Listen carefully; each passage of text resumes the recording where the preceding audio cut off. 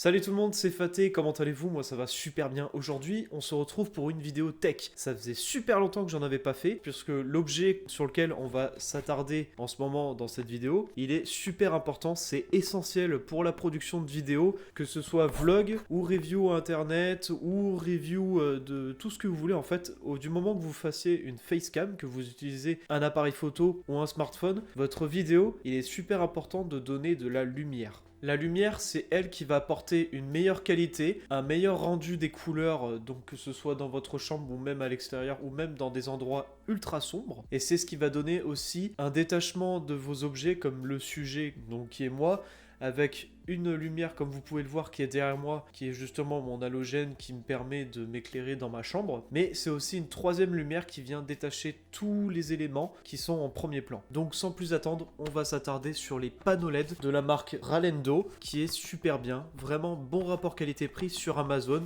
à moins de 40 euros. Ce qu'il faut savoir, c'est que c'est très bien d'avoir un panneau LED, mais le mieux c'est d'en avoir deux. Pourquoi ? On fait un éclairage 2 points. Le plus préférable, c'est d'avoir un éclairage 3 points, donc avec la troisième lumière qui est derrière vous pour détacher complètement les sujets en premier plan comme je vous l'ai expliqué. Mais deux lumières, ça peut être aussi très intéressant si vous voulez que deux panneaux LED pour vraiment vous éclairer vous. Utilisez quelque chose que vous utilisez au quotidien pour vous éclairer, donc dans votre chambre ou dans votre salon, en arrière-plan. Donc ce qui fait un éclairage 3 points au lieu de 2. Mais quand on dit éclairage 2 points, c'est quand on a deux éclairages qui sont face à nous et le troisième qui est derrière, comme vous l'avez compris. Donc la boîte se présente ainsi, comme vous pouvez le voir, elle est assez fine, et je vais vous filmer avec mon smartphone l'intérieur, un petit unboxing. Donc voilà, je filme actuellement avec mon Xiaomi Redmi Note 8 Pro que je vous avais présenté dans une dernière vidéo. Donc on va ouvrir le panneau LED, donc dans une boîte c'est très bien rangé. Donc voilà, le panneau LED est là-dedans, dans un petit emballage qu'on s'empresse d'enlever tout de suite. Alors je fais tout à une main donc c'est assez compliqué.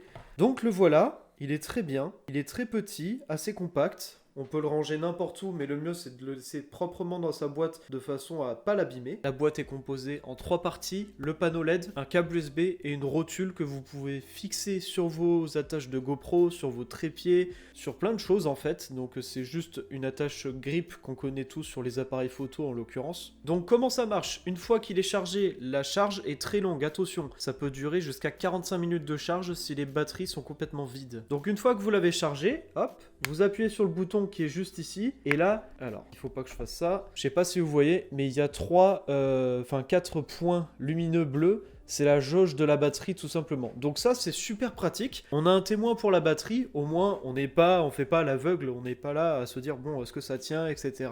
On peut estimer un peu l'autonomie. Ça tient assez longtemps et petite aparté, ça chauffe assez fort. Donc si vous avez deux panneaux LED comme moi, en l'occurrence là j'ai celui-ci qui est dans mes mains et que je vais installer juste après, ça chauffe beaucoup donc faites très attention, surtout quand vous êtes dans une pièce assez close, ça va chauffer vraiment, vous allez avoir chaud, etc. Enfin c'est pas non plus énorme, mais à force d'avoir de la lumière sur la tronche, ça commence à faire, ça chauffe un peu, et puis après on a un peu les yeux qui sont ouh là là là là. Donc c'est très important de déjà porter des lunettes et surtout de bien regarder en face de vous quand vous filmez vos parties de jeu, etc. Ou l'objectif de la caméra qui est très important. Et ne pas regarder surtout le panneau LED parce que ça aveugle un peu, surtout que c'est de la lumière blanche très intense qu'on va pouvoir régler tout de suite. Donc pour les réglages, vous avez deux molettes ici, des boutons à tourner, donc comme ça on va pouvoir jauger l'intensité de la lumière. Alors il faut savoir qu'il y a deux températures sur ce panneau LED. On a dans un premier lieu la couleur chaude, donc qui reflète un peu, alors là à la caméra vous n'allez pas voir forcément, mais ça revient un peu jaune, comme vous pouvez le voir un peu sur ma tête par exemple, là ça revient un peu jaune, mais je vais vous montrer avec le smartphone. Donc voilà, on est sur une couleur chaude qui ressort un peu jaune, un peu orangé. Et si je viens baisser les couleurs chaudes et que je tourne l'autre bouton, ce sera une couleur un peu plus froide. Là, ça reflète un peu bleu d'ailleurs, je vois sur le retour caméra. C'est pas vraiment bleu, c'est bleu tiré sur du blanc. On est plus quand même sur du blanc, un blanc cassé, je dirais. Et si on vient tourner en même temps les couleurs chaudes et les couleurs froides, ça revient totalement blanc. Donc c'est très pratique. Une couleur blanche assez intense comme ça, qui envoie plutôt pas mal au niveau du rayon lumineux. C'est plutôt bien, ça éclaire correctement, même pour un éclairage 2 points. Et une fois qu'on a fini notre tournage, hop, on vient baisser complètement à fond les deux jauges et on reste appuyé quelques secondes pour éteindre. Une fois que les voyants ne sont plus visibles, c'est que le panneau LED est bien éteint. Donc dans la boîte, comme je vous ai montré tout à l'heure, bien sûr vous avez un petit manuel avec une petite notice, etc. pour un peu plus d'explications si vous êtes perdu. Un câble USB, pas très long, mais bon, on en a tous chez nous, donc je pense que ça va faire l'affaire avec un câble d'un vieux smartphone USB. USB simple, attention, pas d'USB-C. Ainsi que la rotule, alors qui est pas de bonne facture, c'est juste que c'est assez compliqué. Il faut faire attention aux pas de vis, à pas les arracher. D'ailleurs celui-ci est assez dur, donc à manipuler avec précaution, bien faire attention. Donc, vous pouvez le tourner dans tous les sens que vous voulez. C'est à vous d'ajuster. Une fois que vous avez fini d'ajuster votre rotation, il suffira juste de venir serrer la petite vis qui est ici. Une attache grip flash d'appareil photo. Je sais pas exactement comment on dit ça d'ailleurs. Et vous l'avez bien compris, c'est le pavé pour venir mettre sur les grippes d'appareil photo. Et bien évidemment un pas de vis au cul de la rotule pour le mettre où vous voulez. Moi, pour celui qui sera à ma gauche, je ne m'en sers pas du tout puisque j'ai des trépieds que je vais vous montrer maintenant, mais qui sont pas non plus de bonne facture. Ce sont ceux-là, ce sont les traditionnels, on les connaît assez tous, hein, on les a vus un peu partout. Je vous recommande pas forcément de les acheter.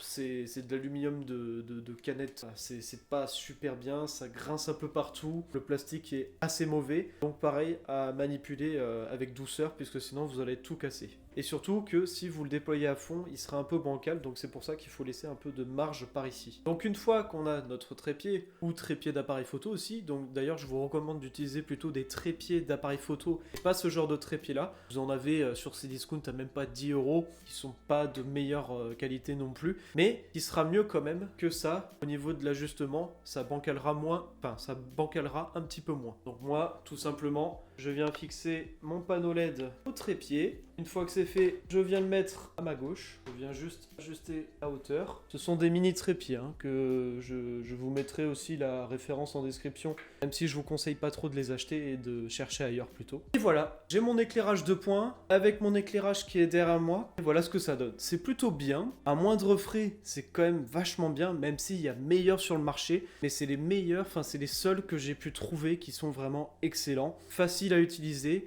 facile à mettre en place aussi, qui prennent pas trop de temps avec les éclairages en éventail, en parapluie, où il faut des gros softbox, etc.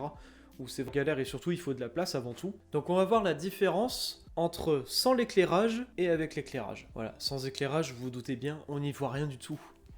Et même avec la lumière qui est derrière moi, on arrive un peu à détailler mon visage, ainsi que mon pull, un peu enfin moi en général, mais c'est pas assez détaillé. Surtout, il y a pas de visibilité, il y a très peu de visibilité, il y en a juste un peu en haut, et sinon tout le reste on n'a pas de détails, et surtout la qualité est dégradante. Bon, et là tout éteint, vous avez bien vu, en plus c'est pas fluide, c'est surtout ça qui est super important, la fluidité avant tout. Et voilà le résultat uniquement avec les deux panneaux LED allumés. Vous voyez que ça reflète un peu bleu, puisque bon après tout est au montage, la colorimétrie, etc. Mais il est important d'avoir un peu de lumière à notre arrière-plan pour venir détacher tout ça, et surtout pour amener un peu plus de lumière. Alors en l'occurrence là sur mon halogène elle reflète un peu jaune, j'aimerais la changer pour avoir la même intensité que ces panneaux LED là ou similaire pour vraiment avoir un mélange de température parfait. Et surtout vous pouvez le voir derrière moi il y a des ombres et ça c'est... Moi ça j'aime pas du tout. On est quand même mieux comme ça. Bon c'est pas parfait, je vous l'accorde, mais c'est mieux que rien et surtout avec moins de 40 € vous avez un panneau LED. Il est préférable d'en acheter deux et d'avoir une lumière soit au plafond, soit en halogène comme moi. Donc voilà, c'était à peu près tout, c'était très court. Je vous mets tous les liens dans la description, les trépieds et les panneaux LED, et aussi les trépieds d'appareils photo qui sont pas trop chers sur Cdiscount. J'en ai un, mais je compte en acheter un deuxième pour avoir un autre trépied que les trépieds noirs que je vous ai montré tout à l'heure. Donc c'est super important, la lumière avant tout. Avant de penser caméra, objectif ou même smartphone comme tout à l'heure, c'est super important la lumière. Éclairez-vous pour vos vidéos. Donc j'espère que ça aura en aidé certains. Donc voilà, c'est le meilleur, enfin ce sont les meilleurs pour moi panneaux LED que j'ai pu trouver. Donc j'espère que cette vidéo vous aura plu. On se retrouve pour une prochaine vidéo tech, jeux vidéo, review ou même rediff de stream comme vous avez pu le voir en ce moment je fais des rediffs de stream. C'est très important, suivez-moi sur Twitch et sur Instagram, les liens sont en description. Donc je vous laisse, à la prochaine et ciao tout le monde.